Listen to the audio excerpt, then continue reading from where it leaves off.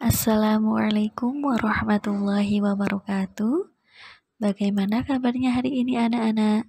Semoga kita semua selalu dalam lindungan Allah Subhanahu wa taala. Amin.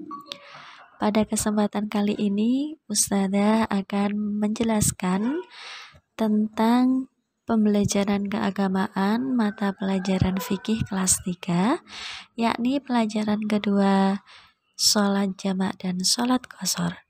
Tetapi Ustazah akan mulai dulu dari sholat jamak. Nanti kita akan mempelajari apa sih sholat jamak itu. Nah, sebelum Ustazah mulai, silahkan kalian berdoa dulu ya. Sholat jamak. Nah, sholat jamak ini berasal dari kata jamak. Jamak itu artinya kumpul atau gabung. Jadi sholat jamak itu adalah dua sholat fardu yang dikerjakan dalam satu waktu atau digabungkan. Nah, di dalam ajaran Islam diperbolehkan ya kita melakukan sholat jamak, di mana ada dua sholat fardu. Jadi sholat fardunya itu terdiri dari dua, tetapi dikerjakan dalam satu waktu. Jadi digabung cara pelaksanaannya. Anak-anak masih ingat kan sholat fardu itu ada berapa waktu? Sholat fardu ada 5 waktu. Yang pertama ada sholat subuh, sholat duhur, sholat asar, sholat maghrib, dan sholat isya. Nah, masing-masing sholat ini jumlah rokaatnya berbeda. Yang paling sedikit ada di sholat subuh yakni 2 rokaat, dan yang paling banyak berjumlah 4 rokaat ada di sholat duhur, asar, isya. Sedangkan yang 3 rokaat hanya sholat maghrib saja. Oke. Untuk sholat jamak ini tidak semua sholat fardu itu dapat dijadikan sholat jamak. Nah, anak-anak, berikut ini adalah sholat fardu yang dapat dijamak. Ada berapa? Ada 4, yakni sholat duhur, asar, maghrib, dan juga isya. Nah, sesuai dengan namanya, jamak adalah digabungkan atau dikumpulkan jadi satu, maka sholat duhur itu digabungkan dengan sholat asar, kemudian sholat maghrib dengan sholat isya. Kenapa sholat duhur itu disandingkan dengan sholat asar? Karena waktunya matahari itu sudah terbit, sudah berada di atas kita, sehingga sholat duhur itu digabungkan dengan sholat asar. Kemudian ada sholat maghrib yang digabungkan dengan sholat isya. Itu dikarenakan matahari dalam posisi tenggelam, ya. Waktu maghrib itu kan awal mula matahari tenggelam, dan sholat isya itu adalah ketika matahari sudah tidak bisa kita lihat atau sudah tenggelam. Jadi sholat maghrib dan juga sholat isya itu dapat digabungkan menjadi satu karena mataharinya sudah tenggelam. Nah, kenapa sholat subuh tidak dapat dijamak dengan sholat lain? Itu dikarenakan pada saat sholat subuh matahari belum terbit, jadi tidak bisa dijamak. Nah, pada sholat jamak ini kita dapat melaksanakannya dengan cara berjamaah atau sendiri, munfarid gitu ya. Jadi silahkan, seumpama kita nanti ada sebab-sebab melakukan sholat jamak, maka kita bisa memilih antara dilaksanakan dengan berjamaah maupun sendiri. Perlu diingat ya anak-anak bahwa tidak semua sholat fardu itu dapat dijamak. Kenapa? Karena sholat fardu itu jumlah rokaatnya ada yang sangat sedikit, ya. Ada yang sangat sedikit, yaitu sholat subuh. subuh, ada 2 rakaat, sehingga sholat subuh itu tidak bisa digabungkan waktunya dengan sholat lain dikarenakan jumlah rakaatnya terlalu sedikit, dan juga jarak antara sholat subuh dengan sholat yang lain itu terlalu lama sehingga tidak bisa dijamakkan dengan sholat fardu yang lain. Nah, anak-anak, berikut ini adalah sholat fardu yang dapat dijamak. Ada berapa? Ada 4, yakni sholat duhur, asar, maghrib, dan juga isya. Nah, sesuai dengan namanya, jamak adalah digabungkan atau dikumpulkan jadi satu, maka sholat duhur itu digabungkan dengan sholat asar, kemudian sholat maghrib dengan sholat isya. Kenapa sholat duhur itu disandingkan dengan sholat asar? Karena waktunya matahari itu sudah terbit, sudah berada di atas kita, sehingga sholat duhur itu digabungkan dengan sholat asar. Kemudian ada sholat maghrib yang digabungkan dengan sholat isya. Itu dikarenakan matahari dalam posisi tenggelam, ya.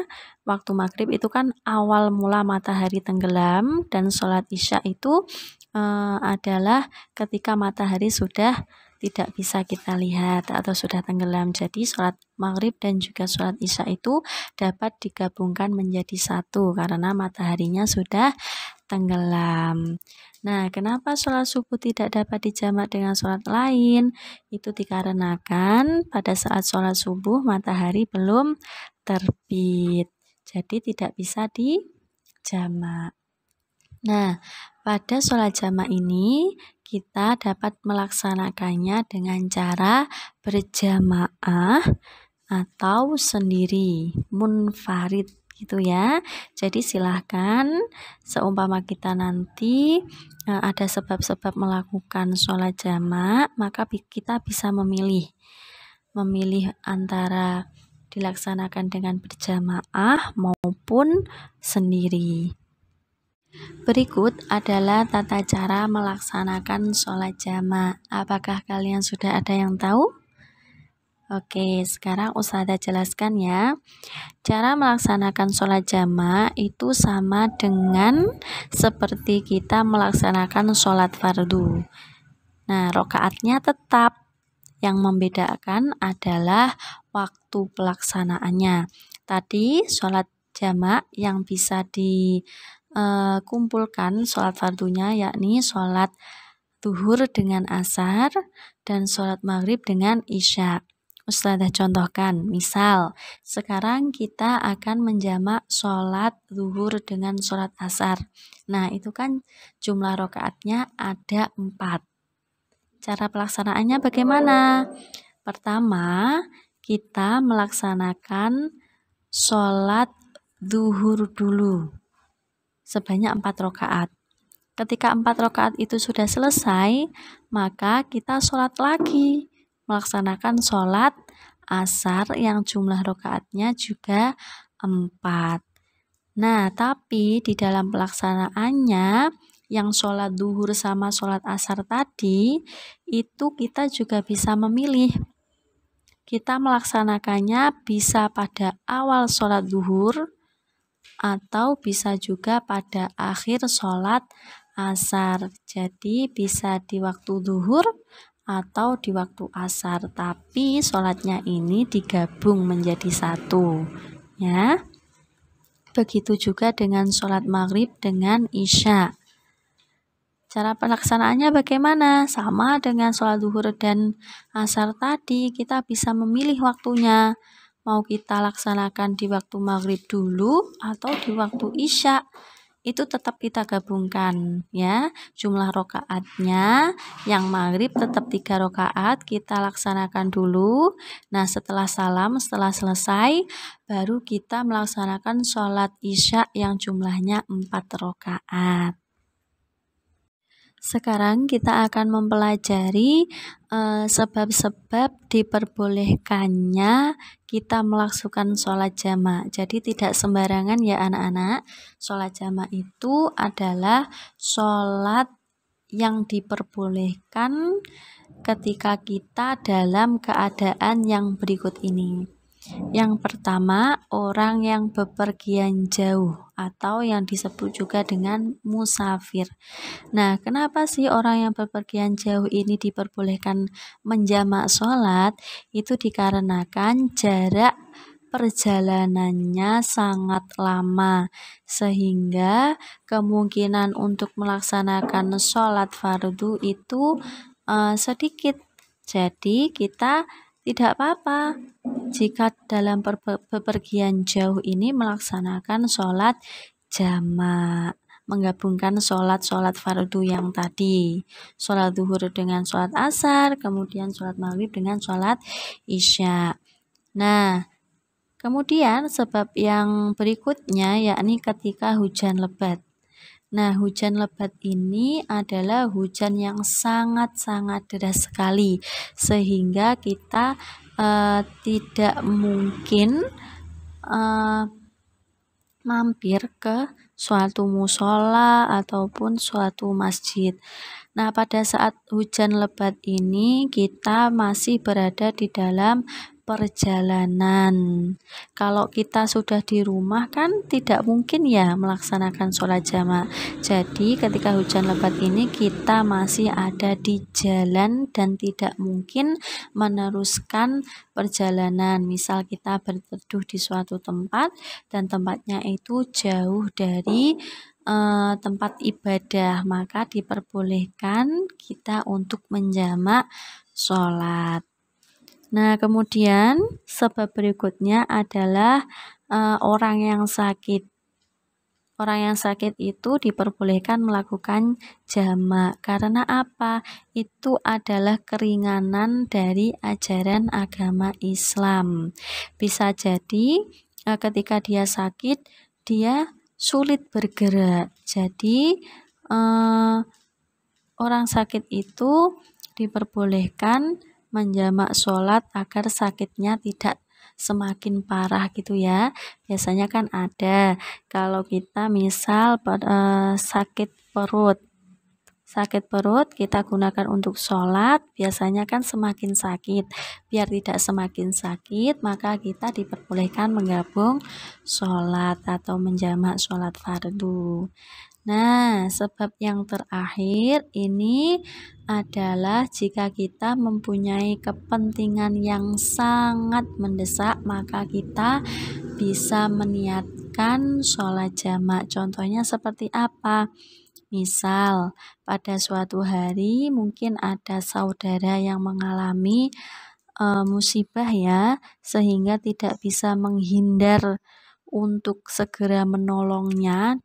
Padahal kita belum melaksanakan sholat tadi, sholat zuhur asar maupun maghrib isya, maka kita diperbolehkan berniat sholat jamak, digabung sholatnya.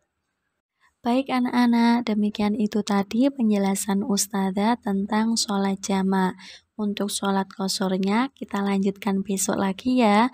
Apabila kalian kurang paham, silahkan langsung bisa menanyakan ke Ustazah Laili. Silahkan kalian bertanya apabila masih ada hal-hal yang tidak kalian pahami. Oke, cukup sekian. Terima kasih dari Ustazah. Semoga ilmu yang kita peroleh hari ini bermanfaat. Amin. Wassalamualaikum warahmatullahi wabarakatuh.